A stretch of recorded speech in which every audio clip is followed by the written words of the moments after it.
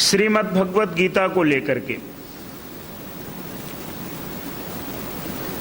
और पिछली बार जब मैंने आपके सामने चर्चा रखी थी तो वो चतुर्थ अध्याय था।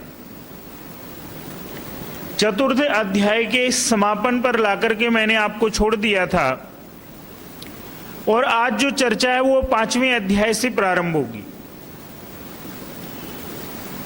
देखिए, स्वाध्याय जब जब आप करेंगे, जब जब मैं करूंगा, कोई भी व्यक्ति जब स्वाध्याय चिंतन मनन की प्रक्रिया पर जाएगा तो निश्चित रूप से उसके जीवन में एक शांति प्राप्त होगी, एक उसको जीवन में अलग प्रकार का आनंद मिलेगा। और वो जो कर रहा है या जो हम करते हैं, कई बार हमें होता है कि हम पता नहीं जो मार्ग चल रहे हैं वो सही है गलत है, किस मार्ग से हमें जाना चाहिए या नहीं जाना चाहिए। तो कहते हैं स्वाध्याय आपको निर्णय करने के लिए चक्षु प्रदान करता, आंखें प्रदान करता है कि वास्तव में हम किस मार्ग पर चल करके सुख और शांति को प्राप्त कर सकते हैं। चतुर्थ अध्याय के अंतिम जो एक श्लोक है, आज जब प्रातःकाल में अपने चिंतन को आपके समक्ष रखने के लिए तैयार कर रहा था तो उसने एक प्रकार से मेरे को कुछ, मेरे लिए आपके लिए एक बड़ा चिंतन प्रदान किया। ध्यान दे के सुनिएगा, बड़ा आनंद आएगा। कृष्ण जी अंतिम चौथे अध्याय के अंत में बोलते हैं, श्रद्धावान लभते ज्ञानम तत्परे संयतेन्द्रिय। ज्ञान किसको प्राप्त होता है? कहते हैं जो श्रद्धावान है। और श्रद्धा का भाव क्या है, जरा उसको आज थोड़ा सा मैं स्पष्ट करना चाहता हूं, श्रद्धा को आगे ले जाना चाहता हूं। कई बार आप देखिएगा कि हम लोगों ने श्रद्धा को एक सीमा में बांध दिया, श्रद्धा को हमने एक जगह पर केंद्रित कर दिया। लेकिन एक बड़ा सुंदर उदाहरण आता है, कहते हैं श्रद्धा किसके लिए? कहते हैं सबसे पहली बात तो इस संसार के अंदर अगर हम सबका कोई परम पूज्य है तो वो परम पिता परमात्मा है। उस परमात्मा के बाद यदि इस संसार के अंदर उसकी तरह कोई पूज्य है तो हमारे माता पिता हैं। और उस परम पिता परमात्मा की तरह इस संसार में तीसरा यदि कोई पूज्य है तो हमारा गुरु है। आपने पीछे गुरु पूर्णिमा मनाई। लोग बाग एक बात हम लोगों से अक्सर कहते हैं कि जो वैदिक मतावलंबी हैं, जो स्वामी दयानंदी हैं, वो लोग किसी गुरु को नहीं मानते। देखिए, कुछ भ्रांतियां उनको हमें दूर करना चाहिए, और दूर हम अपने वक्तव्य से नहीं कर सकते, हम अपने आचरण से कर सकते हैं। मैं एक छोटी सी बात से उस बात को जोड़ता हुआ आज की चर्चा पर आऊंगा। आप एक बात देखिएगा कि गुरु पूर्णिमा आती कब है? जो लोग यहाँ बुजुर्ग लोग बैठे हैं जो हिंदी महीना जानते हैं, आप जानते हैं आषाढ़ महीने की पूर्णिमा के दिन जो पूर्णिमा पड़ती है उसको हम गुरु पूर्णिमा के नाम से जानते हैं। तो क्या हम गुरु की पूजा नहीं करते हैं? कहते हैं कि निश्चित रूप से हम भी गुरु की पूजा करते हैं, लेकिन पूजा के भाव को जरा समझ लीजिए। यदि हम गुरु की पूजा करते हैं तो गुरु की बात को काटेंगे नहीं। क्यों? क्योंकि संस्कृत में एक बहुत सुंदर पंक्ति आती है कि गुरु नाम आज्ञा ही अविचारणीय। जो गुरु की आज्ञा है उस पर कोई विचार नहीं होना चाहिए, वो अविचारणीय है। और इसका अगर आप उदाहरण देखिएगा, बहुत बार दे चुके हैं हम, बहुत बार सुन चुके हैं हम। आरुणि का नाम आप जानते हैं सभी, गुरु भक्त आरुणि के नाम से प्रसिद्ध है उपनिषदों में कथा जो है कि एक बार बारिश हो रही है, गुरु अपने शिष्यों को बोलता है कि भाई मेरे खेत में पानी जो है वो उसने जो मेड़ बंधी हुई है उसको काट दिया है। 2-3 बच्चों को भेजा कि तेज बारिश है, अगर ये सारी मिट्टी खेत की बह गई तो उपजाऊ मिट्टी यहां से बह जाएगी और खेती अच्छे से नहीं होगी। तो कहते हैं 2-3 विद्यार्थियों को भेजा, वो नहीं भर पाए उसको। उन्होंने आके बोला कि गुरुजी हमसे तो हो नहीं पाया। कहते हैं गुरुजी ने आरुणि को भेजा कि भाई तुम जाकर के इस कार्य को पूरा करो। आप सभी जानते हैं, जैसे कथानक में वर्णन आता है कि आरुणि ने भी बहुत प्रयास किया, लेकिन आरुणि गुरु के पास आकर के कहा नहीं गुरु को कि गुरुजी वो रुक नहीं रहा, वरन कहते हैं कि आरुणि उस जगह पर खुद ही लौट गया। लेट करके और उसने उस जल को रोका, तो आज तक हम उसके ज्ञान के बारे में जानते हैं कि गुरु के पवित्र ज्ञान का वो अधिकारी बना। क्यों बना, जरा विचार करें। क्योंकि उसके अंदर श्रद्धा थी कि गुरु ने जो बात कह दी मुझे उस बात को पूरा करना है। और जो हम लोग कई बार गुरुओं के प्रति अश्रद्धा रखते हैं, स्वामी दयानंद जी को देख लें। गुरु विरजानंद जी के पास पहुंचे, हृदय से गुरु स्वीकार कर लिया, मिले नहीं, अभी कोई परीक्षा नहीं करी गुरु की। भला शिष्य को क्या अधिकार है कि गुरु की परीक्षा करे, लेकिन यहां तो उल्टी परिपाटी है। पहले हम गुरु की परीक्षा करते हैं कि भाई ये कहीं गुरु घंटाल तो नहीं है, गुरु है कि नहीं है, सच्चा है कि नहीं है। जब हमारी अपनी कसौटी में खरा उतर जाता तो सोच लेते हैं बढ़िया, बस गुरु वाक्यम प्रमाणम ब्रह्म वाक्यम प्रमाणम मान लेते हैं। लेकिन कहते हैं कि स्वामी दयानंद जी को देखिएगा, उन्होंने केवल एक बात सुनी। गुरु विरजानंद जी ने क्या कहा आप जानते हैं सब, कि क्या क्या पढ़ाया दयानंद तुमने। कहते हैं स्वामी जी ने बताया मैंने ये पढ़ा। तो एक काम करो, तुम इन पुस्तकों को और अपने ज्ञान को जाकर के यमुना में प्रवाहित कराओ। कितनी बड़ी बात है। क्यों, अब आ जाइए अगली चीज पर। जब आप प्रातःकाल यज्ञ करते हैं तो सबसे पहले आहुति किसकी देते हैं, माता जी समिधा की देते हैं ना। पहले ना तो घी की देते हैं और बोलिए ना तो सामग्री की देते हैं। पहली आहुति 3 किसकी देते हैं, हम बता दीजिए आप। समिधा की देते हैं। दूसरी बात, जब गुरु के पास शिष्य जाता था प्राचीन काल में तो क्या लेके जाता था, बोल दीजिए, समिधा लेके जाता था। और सक्सेना जी कैसी समिधा लेके जाता था, बिल्कुल सूखी समिधा लेके जाता था, उसमें कोई कीड़ा नहीं, कहीं किसी प्रकार से गीलापन नहीं। उसका भाव बड़ा स्पष्ट है कि भाई गुरु के पास जब हम जाएं तो वास्तव में प्रज्वलित होने के लिए जाएं। हम अपने अंदर किसी प्रकार का कोई मैल लेकर के ना जाएं, अपने अंदर कोई अहंकार लेकर के ना जाएं। और यही बात गुरु पूर्णिमा सिखाती है। कैसे सिखाती है, अब जरा थोड़ा सा ये चिंतन मैंने 2-3 साल पहले जब कभी चर्चा हुई थी बताया था, भूल गए होंगे आप एक बात देखिएगा कि हमारे 12 महीने होते हैं, लेकिन उन 12 महीनों में आषाढ़ की ही पूर्णिमा को गुरु पूर्णिमा क्यों कहा जाता है। अगर कुछ तथ्य मेरे गलत लगे, चिंतन गलत लगे, यहीं छोड़ देना, अच्छा लगे ग्रहण कर लेना। कहते हैं देखिएगा कि आषाढ़ की पूर्णिमा, जब आषाढ़ आता है तो क्या आता है, बादल पूरा पानी से, बोल दीजिए, भरा होता है। उमस होती है बहुत ज्यादा। अभी कल परसों अगर वर्षा नहीं हुई होती तो उमस का आप जानते हैं क्या हालत थी। कितनी ह्यूमिडिटी होती है कि आपका हमारा जीना भी दुश्वार हो जाता है। तो कहते हैं इस मौसम में जब उमस होती है और बादल पूरे छाए होते हैं तो क्या होता है आप जानते हैं, बादल पूरा बरस जाता है। और बरस करके क्या करता है, पूरी धरती को हरा भरा कर देता है। ठीक उसी प्रकार से ध्यान दीजिएगा, जब हम गुरु के पास जाएं तो बादल अपने अंदर कुछ छोड़ता नहीं है। बादल क्या करता है, एक एक बूंद इस धरती पर अर्पण कर देता है, फिर वो अपने लिए कुछ नहीं छोड़ता है। ठीक उसी प्रकार से जब तक ज्ञान की अग्नि में तप्त होकर के हम गुरु के पास जाकर के पूर्ण अर्पण नहीं करेंगे, तब तक हमारे जीवन में सावन की जैसी हरियाली नहीं आ सकती है। इसलिए गुरु पूर्णिमा का सबसे बड़ा भाव ये है। अब आ जाइए अगली बात पर जो मैं आपको चर्चा करना चाह रहा था, श्रद्धावान लभते ज्ञानम।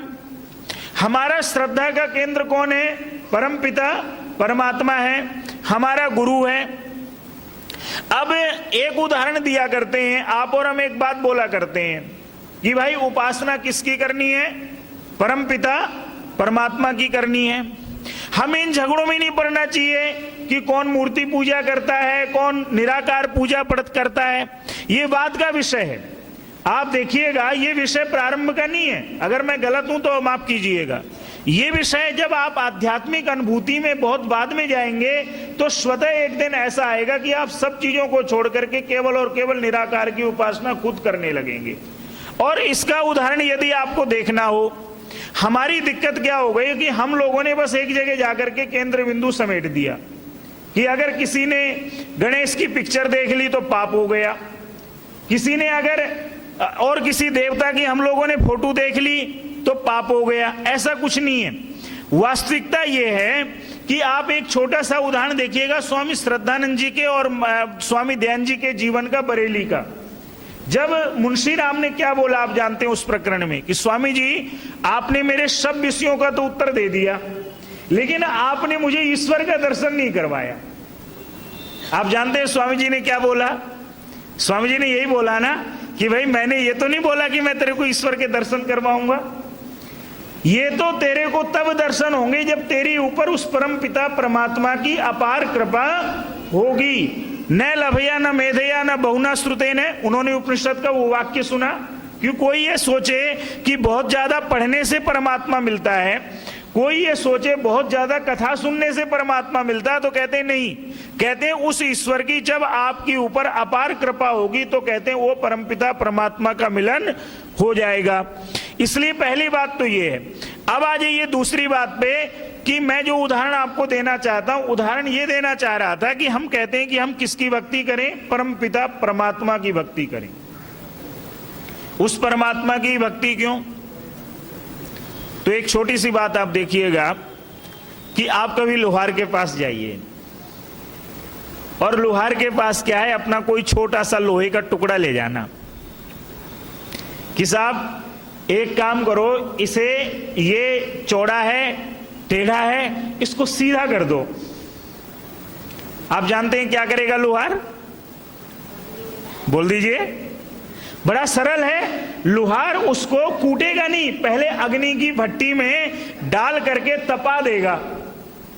और कैसा तपाएगा ये भी देखिए आप, बिल्कुल अग्नि के जैसा बना देगा उसको। आप देखेंगे थोड़ी देर बाद कि उस अग्नि में और आपने जो लोहे की चीज दी है उसमें कोई अंतर नहीं है। फिर लोहार क्या करेगा? उठा करके उसको ठोकर मारेगा और आप जैसी शेप चाहते हैं वैसी शेप आपकी बन जाएगी। माताओं सज्जनों, श्रद्धा ये होती है। जरा थोड़ा आप समझिए। कहते हैं जब आप ईश्वर की भक्ति करते हैं तो कहते हैं भक्ति अग्नि का रूप है। जरा ध्यान दीजिएगा, भक्ति अग्नि का रूप है।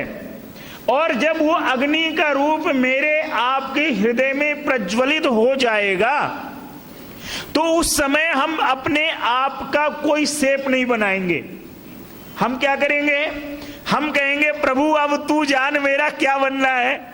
अभी तो हमारे रूप है ना, अभी तो मेरी इच्छा है कि मेरे को ये वस्तुएं प्रभु जी दे दो। आप देख लीजिए, मैं अपने लिए बोल रहा हूं, आपके लिए नहीं बोल रहा। जब जब हम यज्ञ में बैठते हैं, जब जब हम संध्या में बैठते हैं, जब जब हम आत्मचिंतन में भी बैठते हैं, तब तब पहली शुरुआत कहां से होती है? प्रभु जी तूने ये तो दे दिया, अब ये कमी रह गई, ये पूरी कर देना। ईमानदारी की बात है, सब मांगते हैं। जो नहीं मांगता वो वास्तव में बड़ा विरला, बड़ा मनुष्यवी व्यक्ति है।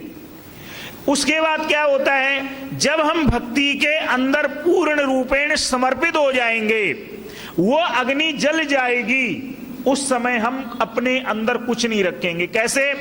जब अग्नि जलती है तो क्या होता है? पूरी की पूरी चीजों को बदल देती है।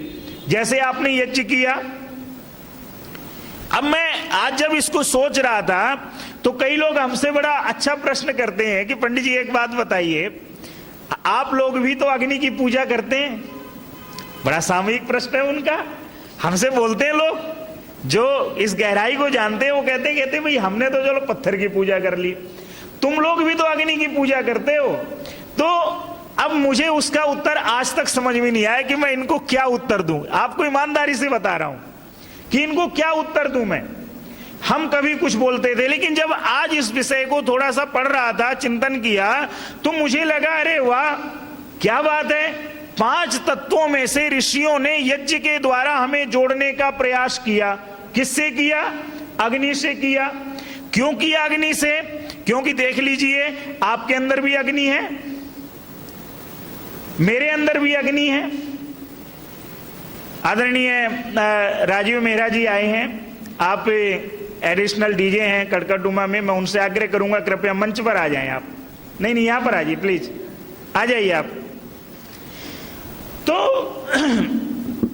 विचार क्या है कि कहते हैं कि वास्तव में चिंतन की परंपरा क्या है? जरा ध्यान दीजिएगा, आप विचारों से आ रही हैं और हमेशा सुंदर विचारों के प्रचलन में आगे रहते हैं, इसलिए मैंने एक उनको आग्रह किया कि आप मंच पर आए बैठेंगे। तो विचार क्या है, अब जरा आ जाइए उस चर्चा पर। व्यवधान के लिए क्षमा चाहूंगा आपसे। कहते हैं कि अग्नि का पूजन नहीं, बल्कि अग्नि के द्वारा हम अपने आप को बदलने के लिए प्रतिदिन सुबह शाम प्रार्थना करते हैं। कैसे? अब जरा आप देख लीजिए। एक छोटी सी बात बताइए कि इस संसार के अंदर पत्थर और लोहा सबसे कठोर होते हैं ना जी, बोल दीजिए, सबसे कठोर होते हैं, लेकिन ये किससे बदले जाते हैं? विचार कीजिए, अग्नि से ही बदले गए ना। ठीक उसी प्रकार से इस संसार के अंदर यदि कोई सबसे बड़ा परिवर्तन करने वाली बात है तो वो मनुष्य का मन है। आप देख लीजिए, हमारे मन के अंदर जिस दिन बदलाव आ जाता है उसी दिन दशरथ माझी जैसे भी लोग पैदा हो जाते हैं। वर्तमान की बात कर रहा हूं मैं आपको।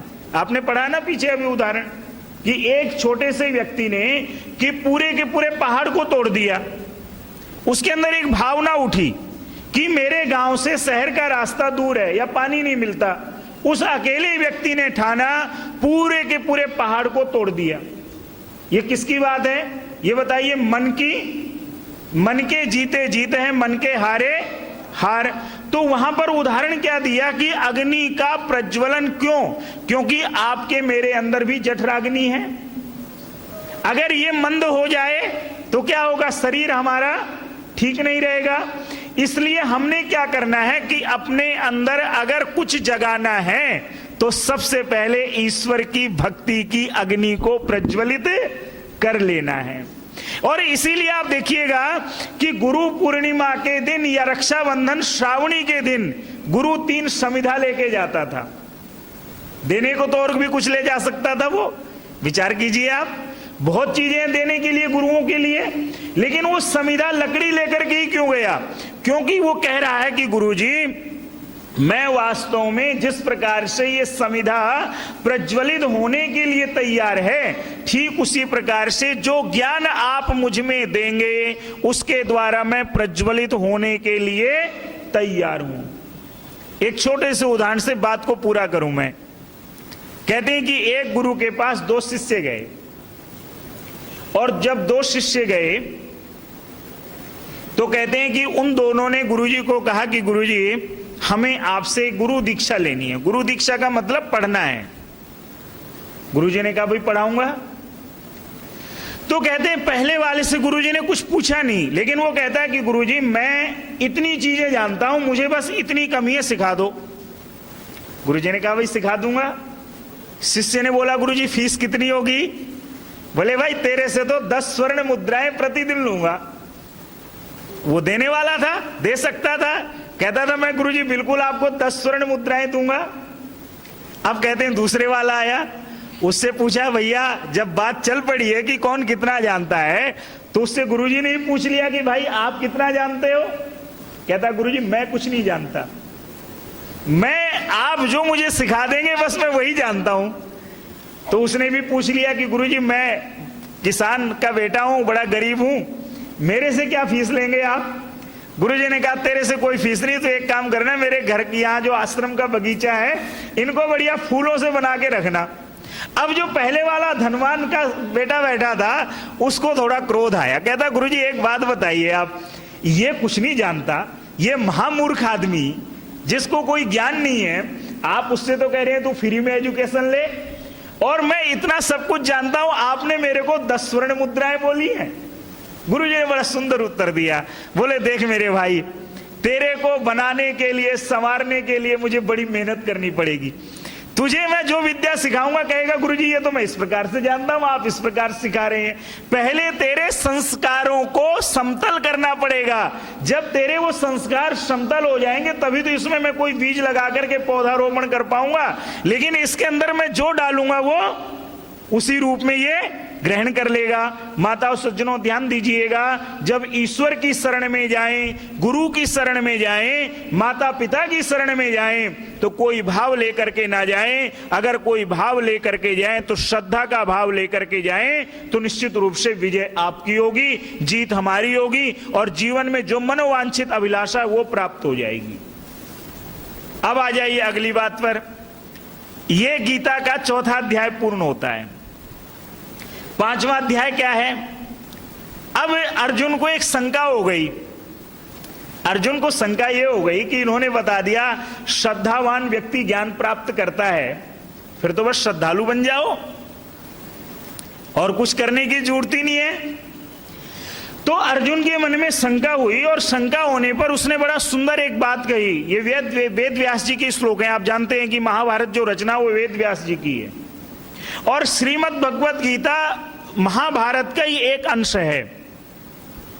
क्या कहते हैं वेद व्यास जी के शब्दों में? अर्जुन कहता है संन्यासम कर्मणा कृष्णम पुनर्योगम च संशसि यत्श्रेयम एतयोरेकम तन्मे ब्रूहि सुनिश्चितम।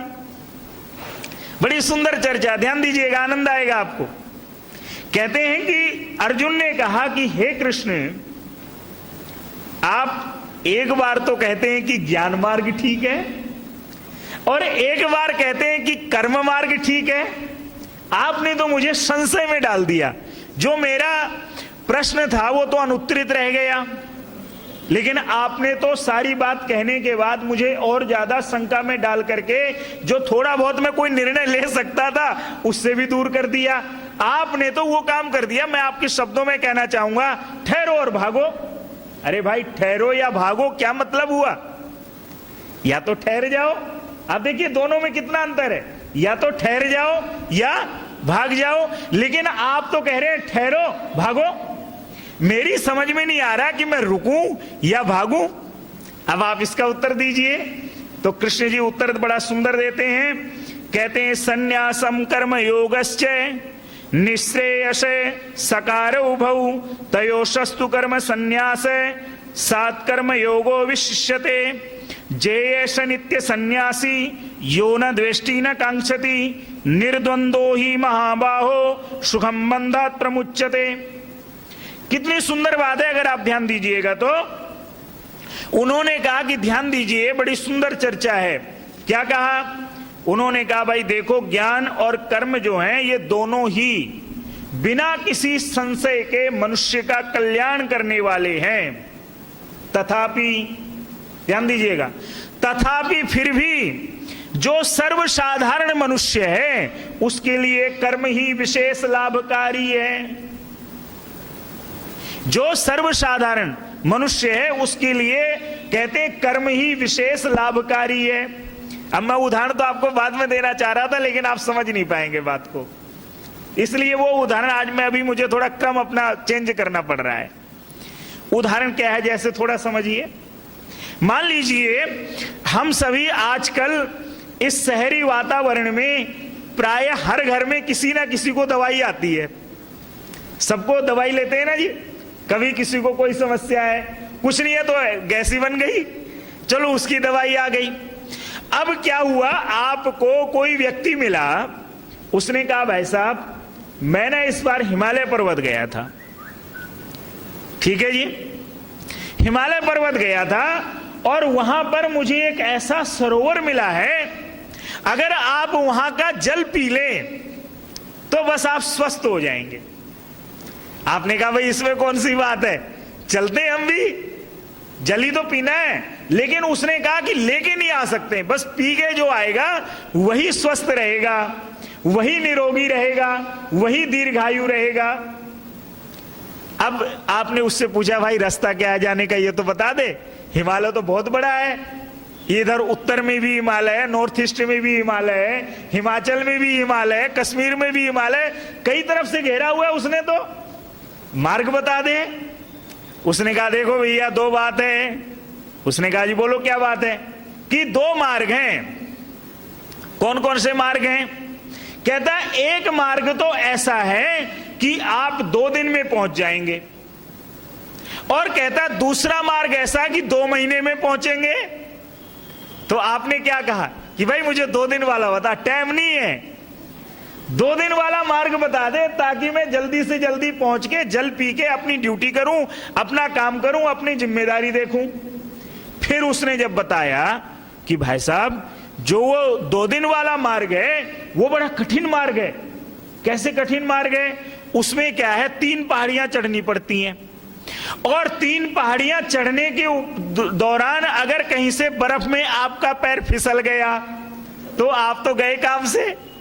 नीचे वहां अजगर भी है, बिच्छू भी है और कोबरा भी है, सर्प बैठे हुए हैं बहुत सारे। अच्छा, अगर तुम इनसे बच गए तो वो जंगल का रास्ता है, जो तीसरी पहाड़ी है वहां डाकू लगते हैं, जो भी तुम कुछ ले रहे होगे वो सब लूट लेंगे। भैया मुझे नहीं जाना उस मार्ग से। अच्छा तू ये बता फिर 2 महीने वाला मार्ग कौन सा है? कहता देखो भैया वो बड़ा अच्छा मार्ग है। बोले कैसे? बोले देखो उसमें बड़े प्यार से अपनी गाड़ी लेके जाओ, रास्ते में धर्मशालाएं हैं, रुकने के लिए अच्छे अच्छे होटल हैं, खाने को बढ़िया भोजन है, लेकिन समय लगेगा 2 महीने। कहता है बस मैं उसी 2 महीने वाले मार्ग से जाऊंगा, मैं 2 दिन वाले मार्ग से नहीं जाऊंगा। माता और सज्जनों, अब जरा ध्यान दीजिएगा, आपको समझ में आ गया होगा। कृष्ण जी का कहना है कि ध्यान दीजिए, जो ज्ञान मार्ग है कहते हैं वो 2 दिन का मार्ग है। जरा ध्यान दीजिएगा बात को, मैं आपके शब्दों में डाल रहा हूं बात। कृष्ण जी ने तो और बड़ी गहराई वाली बात कही, हम और आप नहीं समझ सकते, लेकिन जितना समझ सकते हैं उतना समझे। उन्होंने कहा कि ये जो 2 दिन वाला मार्ग है ये सन्यास यानी ज्ञान का मार्ग है, और बोले ये जो 2 महीने वाला मार्ग है ये किसका मार्ग है?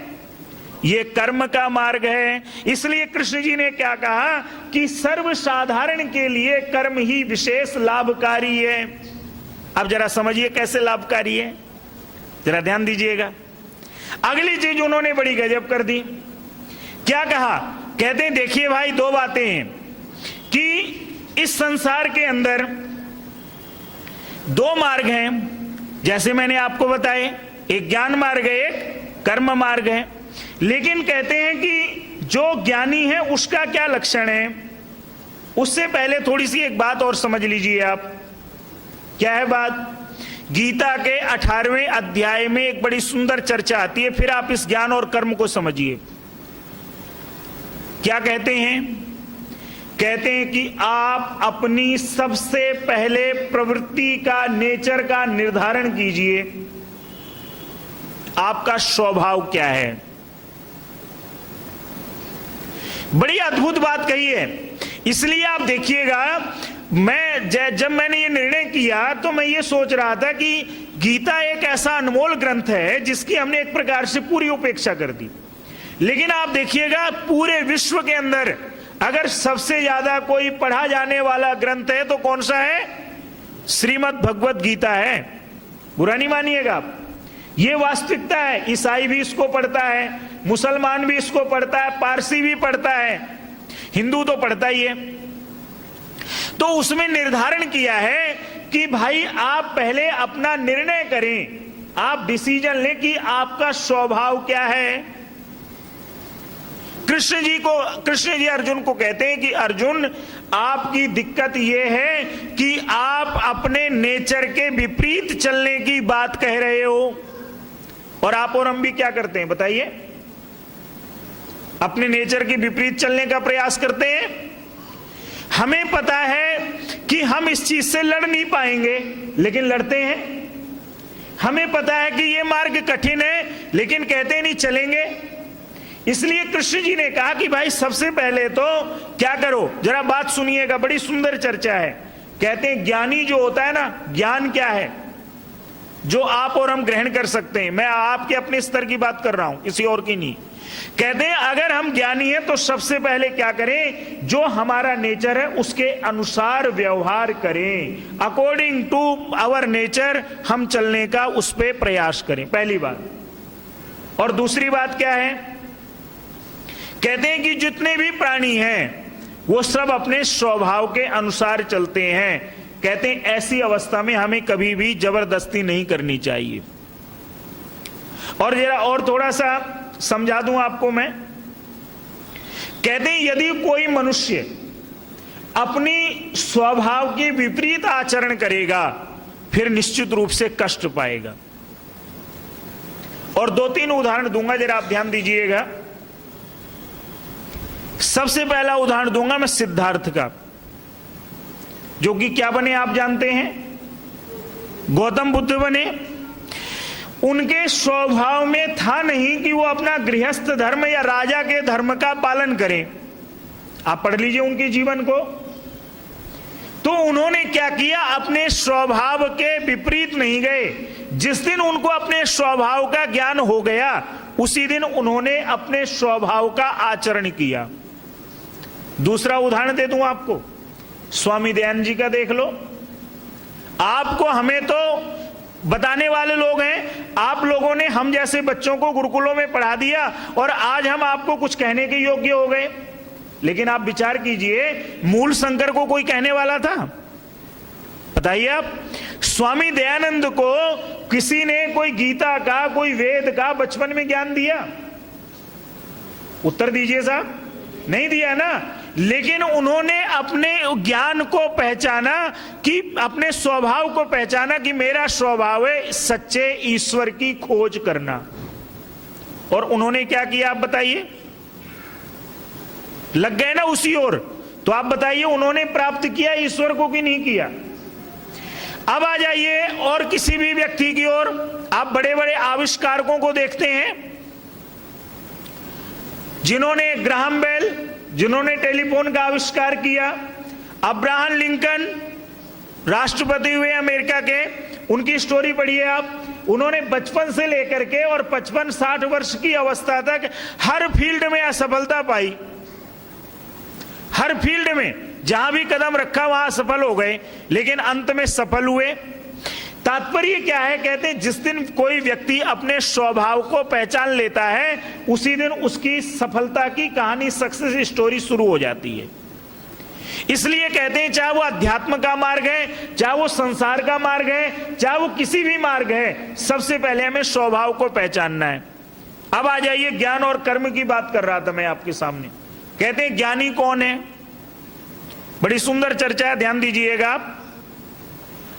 कहते हैं ये न द्वेष्टि, जो किसी से द्वेष नहीं करता। कितनी बड़ी बात है और कितनी छोटी बात है।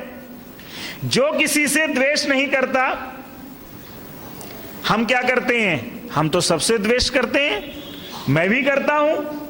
आप क्या सोचते हैं मैं नहीं करता? मैं भी बड़ा द्वेष करता हूं, आप भी करते हैं। कोई अपने आप को यह कह दे कि मैं द्वेष नहीं करता, बात सिर्फ इतनी सी है कि हमने आपने अपने आप को जैसे हैं वैसा स्वीकारा नहीं। हमने क्या किया? अपने आप को थोड़ा सा मिर्च मसाला लगा के स्वीकार किया। मान लो मेरे में कमी है, तो मुझे अपने आप में सबसे पहले स्वीकार होना चाहिए। मेरा पड़ोसी ना कहे, सर ना बोले मेरे को कि अरे पंडित जी आप में तो ये कमी है। उसके पहले मैं अपने में देखूं मेरे में क्या कमी है। एक छोटी सी बात से अपनी बात को मैं करूंगा। कहते हैं कि एक छोटा सा उदाहरण है, मैंने अभी 2-3 दिन पहले अपनी फेसबुक पोस्ट में भी डाला उसको, कि कहते हैं एक किसान जो है वो डेली पानी भरने जाता था और उसके पास 2 घड़े थे। दोनों घड़ों में पानी लाता था, लेकिन कहते हैं कि 2 घड़ों में एक घड़ा फूटा हुआ था। तो जब वो पानी लेके आता था तो 2 भर के लाता था, घर पहुंचता था 1.5। तो कहते हैं एक दिन क्या हुआ, वो फूटा हुआ घड़ा बोल पड़ा। कहता भैया आपको शायद ज्ञान नहीं है, लेकिन आप इतनी मेहनत करते हैं, पूरा मुझे भरते हैं, लेकिन मैं घर तक आता आता आधा हो जाता हूं। मुझे बड़ा अफसोस है, आप मुझे फोड़ दें, कोई दूसरा घड़ा ले लें, क्या फायदा अपनी मेहनत करते हैं इतनी। तो कहते हैं जो किसान था उसने क्या किया, कहता ठीक है मैं विचार करूंगा। और थोड़ी देर बाद वो घड़े को लेके पानी के लिए चल पड़ा। कहता अच्छा एक काम करना, आज तू, मैं अपने घर से लेकर और कुएं तक जाऊंगा, तू एक काम करना। जो फूटा हुआ घड़ा था उसको कहता है कि तू एक काम करना, रास्ते में तू देखना कितने अच्छे फूल खिले हुए हैं। कहता ठीक है जी, ये काम कर लूंगा। कहते किसान ने पानी भरा, ले आया और वो अपना फूलों को देखता रहा, तो उसका थोड़ी देर के लिए मन खुश हुआ कि चलो आज मैंने बड़े अच्छे खिले खिले फूल देखे, लेकिन फिर उदास हो गया। कहता है आपने मेरा समाधान नहीं बताया। कहता देख भाई, ये जो तूने फूल देखे, एक बात बता, वो फूल तेरे को देख रहे थे? कहता हाँ, वो तो मेरे को ही देख रहे थे।